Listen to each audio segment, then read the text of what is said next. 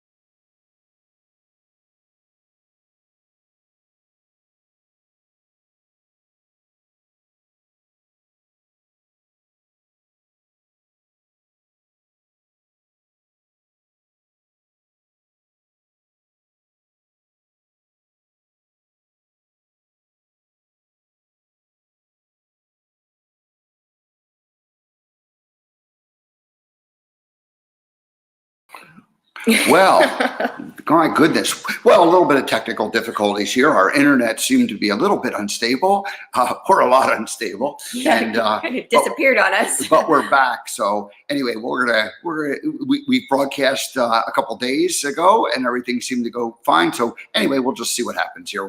Hopefully, anyway, welcome to the American Gumption Morning Show. I'm broadcasting from Redondo Beach, and I'm with Victoria Reynolds, who has been gracious and kind to host me the last few days. We took a little adventure. We might get into that.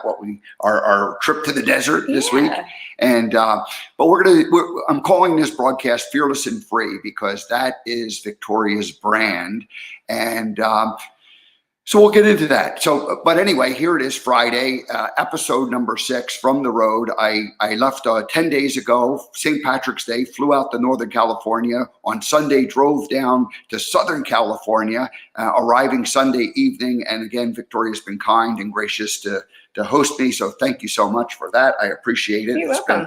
It's been a wonderful time. And but we've been busy. Gosh, we've been busy all week long, haven't we? We have been running all over the place. Monday was kind of chill. I got to show you Redondo Beach, downtown Riviera Village, Redondo Beach, and have a nice quiet lunch and sat on the bench. Different kind of bench, but we sat on the bench overlooking the ocean. We sat on the bench and we watched the Pacific Ocean roll in and roll out and the sun was beautiful. It was a great little experience. So I got to experience Redondo. Yeah, that was a beautiful day. And then we ended up Monday night. We met Debbie G.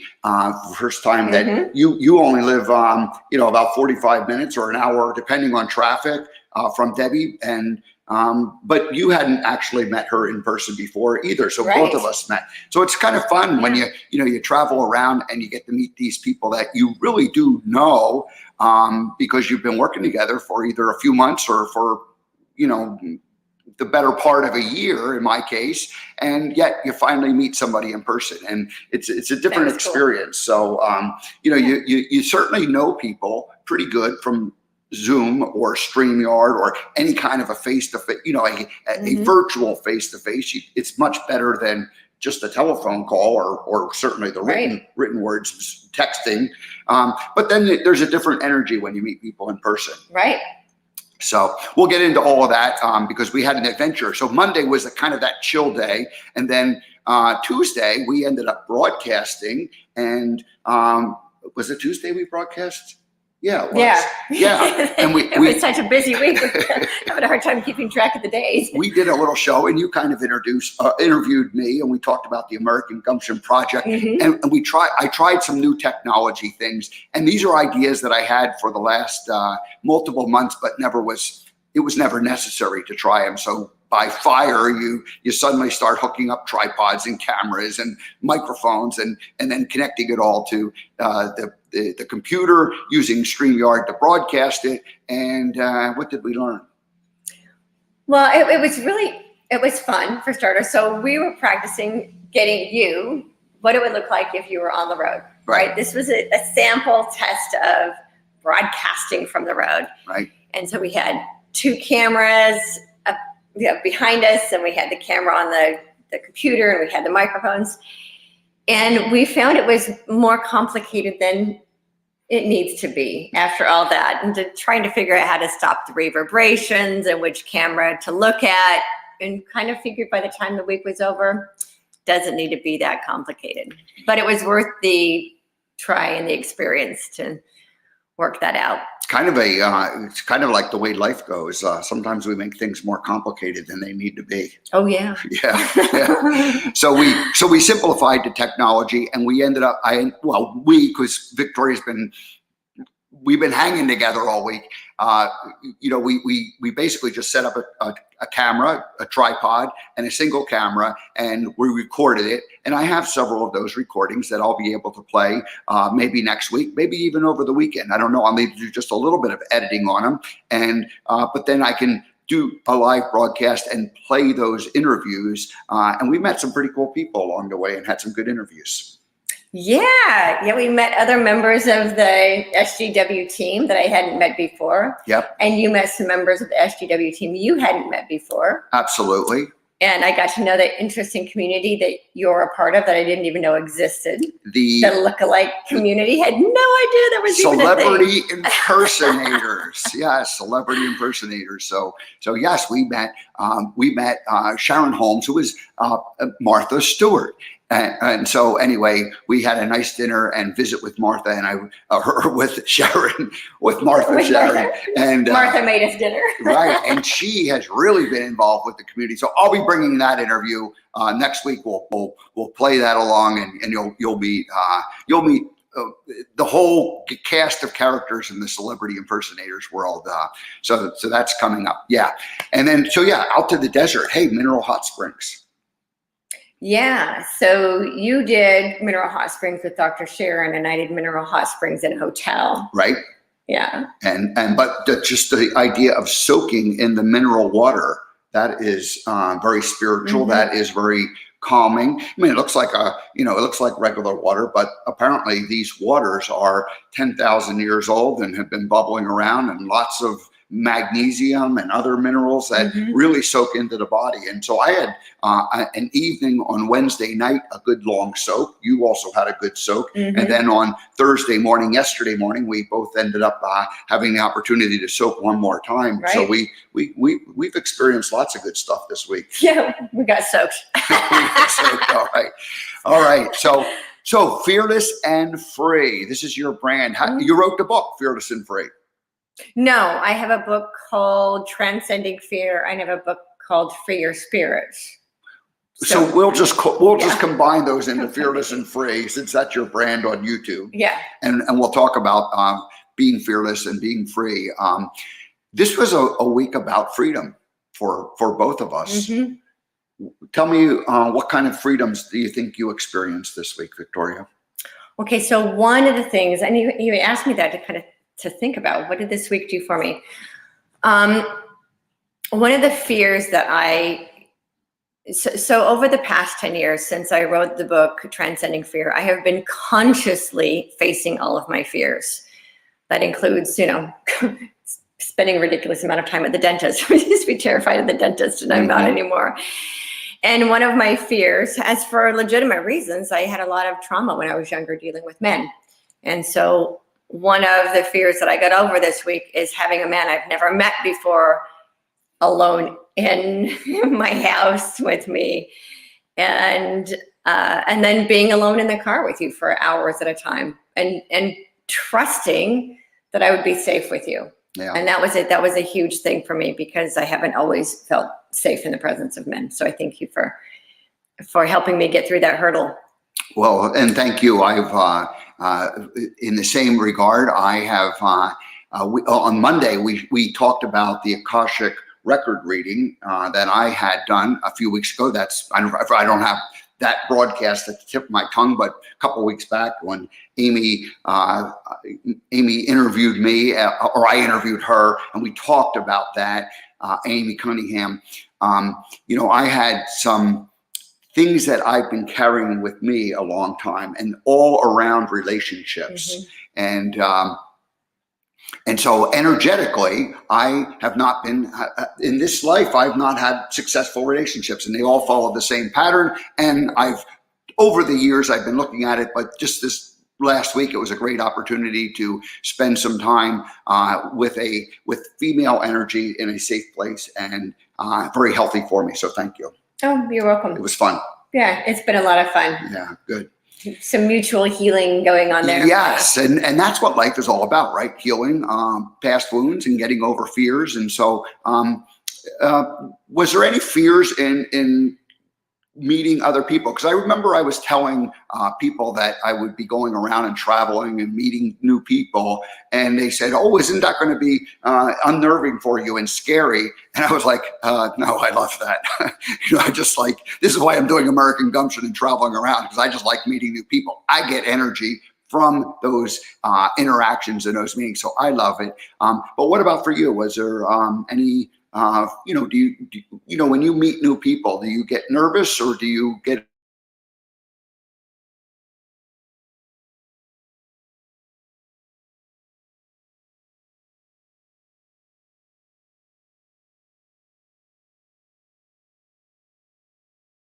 energy? Never given me trouble before. Here we are. There we are. We're back. Yeah. All right. So back to that question. And yeah, I was saying my internet's never given me trouble before, and here we are today on a live broadcast dealing with internet issues. We're going to have a new fear of the internet coming out.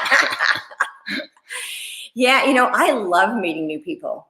They're so at the core of me. We're both Cancers, which is funny because we're supposed to be like inside our shell, but neither one of us hide in our shell very well. I've always had a drive for adventure, and so this traveling the last week and meeting new people I love it personally. I love meeting new people, and I love hearing their stories, because every person has a story. And that, for me, that's what Fearless and Free TV is. I'm still kind of, reinventing that, or inventing what I want that to look like. And so what I'm really sensing is that this is about people telling their stories, and then what they're using those stories for. So we all have a story. The question is, how are we using that story to make an impact in the world and to make the world a better place? And so we met some really amazing people, and I love the story. To me, that human beings learn best through stories. So I love meeting people and hearing what's percolating in their heart. And we got to experience a lot of that this week. One of the new people that I met was Julian, and he is chiming in and says, keep our eyes out for pirates. We learned. Well, we know why that is. We learned. Thank you. Yeah, we learned that. Why do pirates wear a patch? We know why pirates wear a patch, and we discovered why they wear bandanas too. So the bandanas are to keep the sweat out of their eyes. Yeah. And the patch was they would move it from one eye to the other, so that if they went down into the hull of the ship, all they'd have to do is move the patch over. So one eye could adjust to the darkness, and the other eye adjust to the light. I thought it was because they had been wounded in battle and had a missing eye, and they covered up their patch. I know. So anyway, I think we all thought that for a long time, and that makes a lot more sense that not that many people got their eyes wounded in battle. It was actually for practical purposes. Exactly. So and Julian happened to have on the bandanas and the sunglasses. He looked like a pirate. when you walked in. Yeah, so Julian's one of the new people that I met along the way, and lots of fun meeting. And the energy of Palm Springs was a wonderful visit. Yeah. There was a whole bunch of people there. So now wait, we're jumping around. We're jumping at different topics. Well, Julian's one of the people that I knew and you didn't. That's right. So. That's right. So you've introduced me, and I'm introducing you, and we're all introducing each other. But this fearless. Okay, so we both like. Energetically, it's a good thing for us to be out there. What about what did you notice with like the fact that we're opening up our country again? COVID is 1 year since it began, and the lockdown the isolation. But it was really kind of felt like a reemergence. We were going back out. We were seeing new people. There's people wearing face masks. There's some people who are, kind of look like they're more nervous, and there's other people who look like it's not bothering them at all. What did you see the different places we went? What did you notice? One of the things that really stood out for me is one area that we went to that wasn't part of a municipal district. There were very few people wearing masks. And then in Palm Springs proper, everybody had masks on. Now, I don't know if that's because of city regulations or if it's just because people are in so much closer proximity that they feel safer if everybody's got the mask on. Where the hotel was, there were very few people. Right. So we don't really run into anybody. Right. So I just found that interesting. Yeah. It seems to me that the people who are wearing masks are more afraid. That's the energetic sense that I get. And back to Palm Springs, we heard that even from the people who live there, they said, "Oh my gosh, this is opening up again."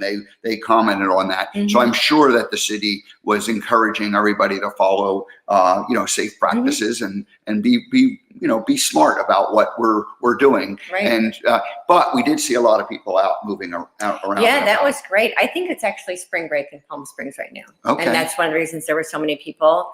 But yeah, it feels good to be out and people were shopping and people were eating. And I personally love all of the outdoor restaurants. I hope that when this is all said and done and COVID is part of our past story, that we still have outdoor dining. It's just so much more pleasant to me. Yeah, we saw in Huntington Beach and we saw in Palm Springs that the streets were shut down and set up in the middle of the street like dining areas for the different restaurants so that they could really open up, spread people out further, and yet begin to make it work for everybody. And then there was if you haven't been to a restaurant in the last year, how to tell people how they read the menu now. So the menus. I'm like, where's the menu? A lot of the restaurants don't have real menus anymore. No.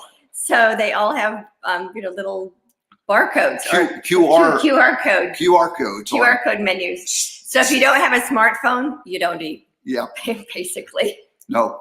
And so you just take your phone, you put it on camera mode, and you hold it over the QR code, and poof, there's like a little, somehow magically, a link shows up that says the menu, and you just click on that, and then in your browser, it opens up the menu. Yeah. Now you still do have to order from a waiter. The waiters and waitresses come around. Yeah. You can't just order on your smartphone and it goes to the cash register. There is still human interaction. Correct. But the QR code menus have been interesting to get accustomed to because my phone doesn't always like using them. And if your eyes are many decades old, the pinch and zoom is required on these because it's a sort of like a PDF of the menu, and it's like really small. So, but you just zoom right in, and then you have to kind of scroll through and find what you want. So it's working. It's working. It just takes some getting used to, and it's definitely better for the environment, of course, because we're not dealing with paper menus that need to get thrown out. And less expensive for the restaurant owners because they don't have to, or easier if they change their menu every day, then they can just change it online. Because some restaurants do that; they change their menu every day. Yeah, so maybe simplify the menu, maybe offer fewer choices. Just have some basic things that people want. If it's a certain style of cuisine, there's things that people want. You don't need to have 50 choices. You could have 30, right, or 25. Yeah. Yeah, good. Well, too many choices isn't always best anyway, right? One of our diners we were with, he was trying to use the menu and looking at it, and he finally just when the waitress came, he said, "Hey, can I have a quesadilla?" And he figured it out that way. So it works either way. Yeah. Alrighty, so it was a fun week. We we chilled a little bit, then we went and we did the technology and we broadcast. Then we jumped in the car, we drove out to Palm Springs. Then we came back. We got to soak in the mineral waters, and then we're waking up here today. We didn't get home till about 11:30. It was pretty late. It was probably midnight before. So I woke up this morning and I was like thinking, what? I had no kind of prepared idea of it, and I was like, oh boy, maybe I should just get in the car and drive away and not do this. But I relaxed. I did a little bit of meditating and just thinking about what I could do, and I thought, hey, we'll just the fearless and free in terms of talking about some of the fears that we overcame and then some of the freedoms that we felt this week. So you're fearless and free, though. Just tell a little bit about why fearless and why free? How did they come about for you? So we presently live in what I call a fear-based reality. So the default for human choices has been fear. Yeah.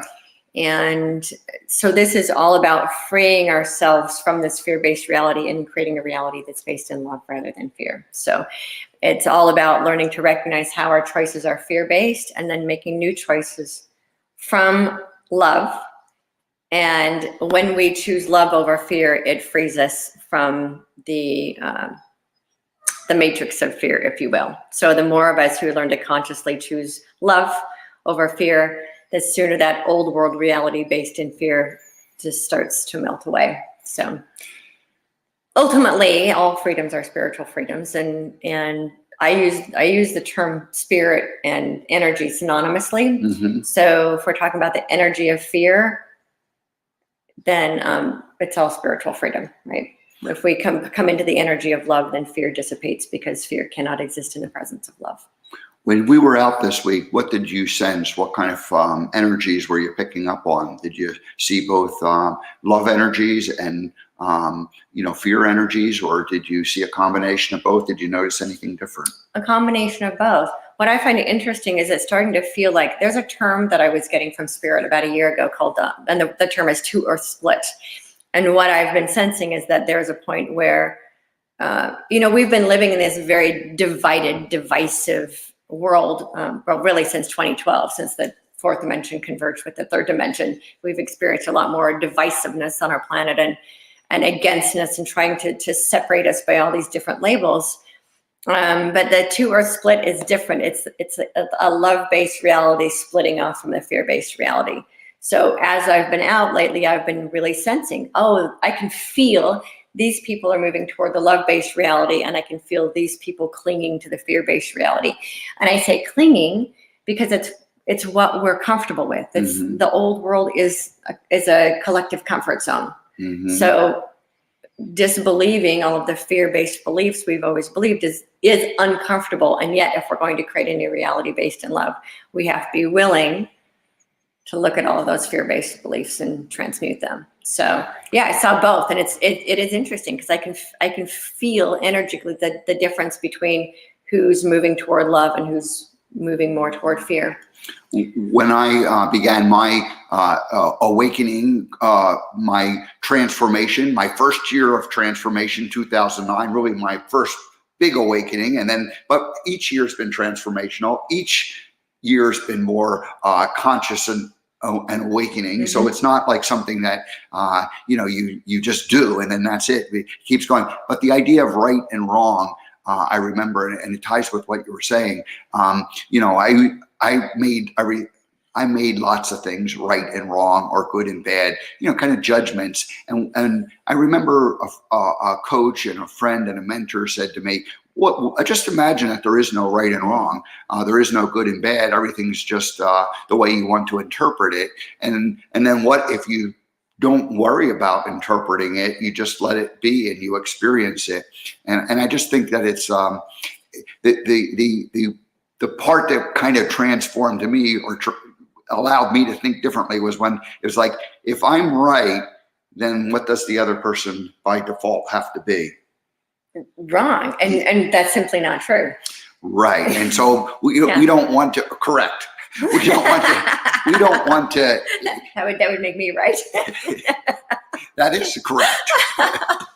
We don't want to, if we're going to, continue to fight for, hey, I'm right, and I'm going to and that makes others wrong, then that's what keeps us divided. Correct. And, that creates a win-lose environment. And we're trying to move out of win-lose environment into what I call win-win-win. Right. So I win, you win, and the whole of humanity and all life on earth wins. So how can we rethink everything we believe and rethink it in a way that it becomes a win-win-win for everyone, so that the divisiveness just simply dissipates? So a better question, instead of saying, is this right or is this wrong, ask, is this what's best? Is this what's best? So if we always ask what's best, then we make choices from a completely different perspective. Yeah. All righty. Well, this was fun. Again, Victoria, thank you so much for allowing me to come and be part of your energy, your world. I really enjoyed it. And, it's been so much fun that it's like, I wish I could hang out for a few more days, but the journey will just continue. And I just want to say thank you so much. Oh, you're welcome. And if you hang out here too long, you'll end up in traffic. So the 4-hour drive to Las Vegas turns into a 7-hour one. That's right. So I learned about transponders. Tell me about the transponder that allowed us to get to Palm Springs and back a little bit quicker. Why was the transponder necessary? Oh, so for those who don't live in Southern California, it's capitalism at its finest, unfortunately. So our carpool lanes are owned by a corporation. And so in order to, not all of our carpool lanes, but this specific carpool lane between here and Palm Springs is owned by a corporation. So in order for anyone to use the carpool lane, you have to pay for the right to use the carpool lane. So this transponder allows us to use the carpool lane. And we obviously have to pay for it, but it allowed us to get into the special lane. So we got to bypass the immense Highway 91 traffic between. It was really kind of a neat experience because, and then there's it's actually like a divided lane where it's like there's, these kind of plastic posts that stick up, and sometimes there's actually physical hard walls that separate it, and it's a whole separate lane, and you just kind of cruise along in there, and you're looking at the traffic all kind of backed up and jammed up, and you're kind of moving, so it's kind of nice. Yeah. It has been worth the investment. Yeah, for sure.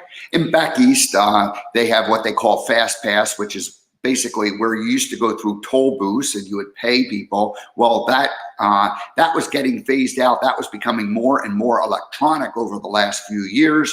And essentially what's happened with COVID is they just shut it all down and it's all Fast Pass. And now back east, if you don't have a Fast Pass, like a transponder, then what happens is they just send you a bill. They're not even, they're not even fining you, if you don't have it, I guess but it's just much simpler to have it and that sort of thing. So anyway, capitalism, that's right. They gotta, hey. Well, I'm looking forward to less capitalism and more, my new favorite word is humanitarianism. Humanitarianism, very good. It's going to be replacing all of our other isms in the new world we're creating, so.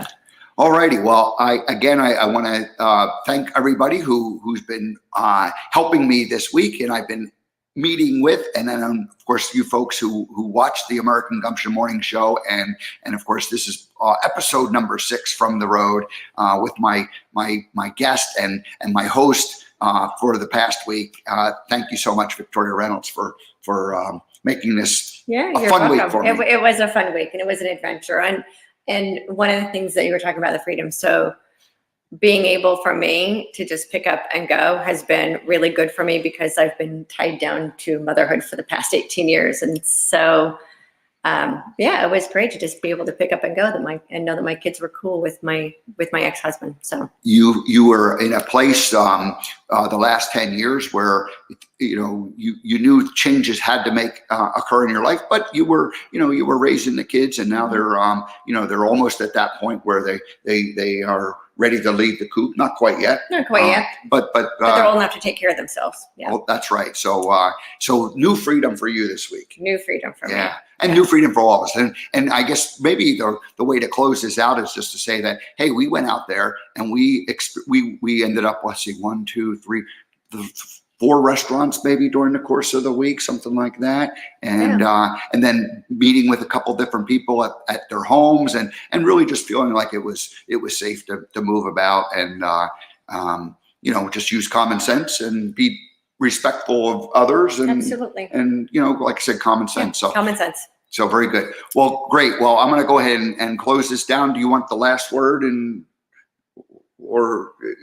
or should I take the last word?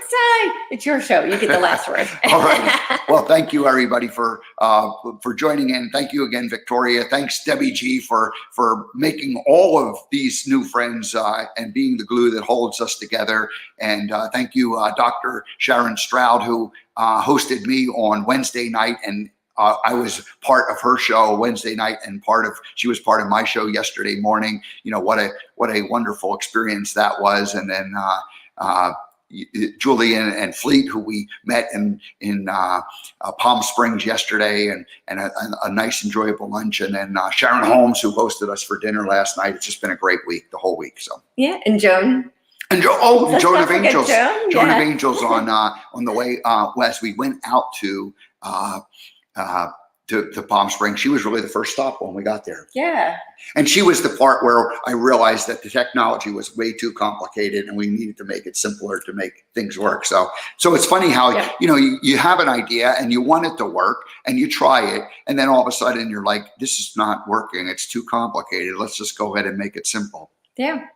And all we really need is one camera and a microphone. So the whole entire setup. Yeah. Alrighty, well that's it. We'll close down this week. Now I'm going to get in the car and drive to Vegas tonight, and then I'll end up in Salt Lake City on Saturday night, and then on Sunday I drive over to Denver, and then I plant myself in the Denver Boulder area for a couple days. So I don't think I'm going to do a broadcast. Well, I don't know yet. I'm not sure when you'll see me next. So we'll just leave it open-ended. That's the way we roll around here. That's the way we roll. That's the way we roll. So, all righty. Have a great rest of your day, everybody. We appreciate your being here. Have a wonderful weekend.